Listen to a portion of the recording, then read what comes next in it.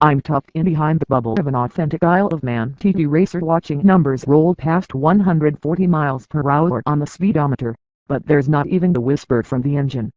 That's because this Victory doesn't have an engine, it uses an electric motor. Victory/Bramo Race Isle of Man TT0. Yet, this is the same bike TT Ashley Johnston rode to a podium finish in the 2015 IOM TT0 race, lapping the legendary public road course at an average speed of 111.62 miles per hour. The bike is based on a Bramo that raced the TT0 in 2014, but it's been further developed since Victory purchased Bramo's motorcycle business in January 2015. More info about the changes Victory made to the bike can be found here in Troy C. Hayden's article.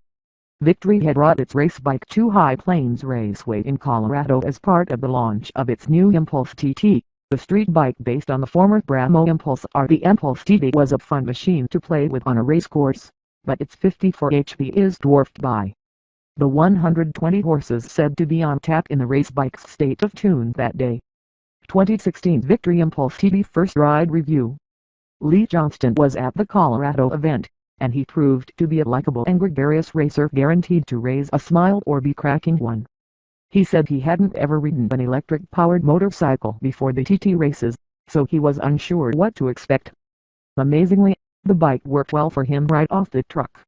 All it needed to suit him were some mods to the Öhlins fork, stiffer fork springs, some shim stack revisions and additional fork oil.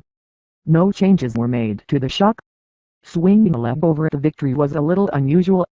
It feels significantly taller than the Impulse TT. An extra 6.5 kilowatt-hour of batteries need to be jammed in somewhere. Also, at a stated 485 lbs, it's on the heavy side for a full-on race bike without any street equipment. Unlike the Impulse TT, Victory's Racebike doesn't use a multi-speed transmission, it has just one ratio. Gearing can, of course, be varied via the final drive. A 42-tooth rear sprocket was used when the bike was raced at Laguna Seca as a Bramo. Victory fitted taller gearing, a 39T, at the IOM because of its longer straights.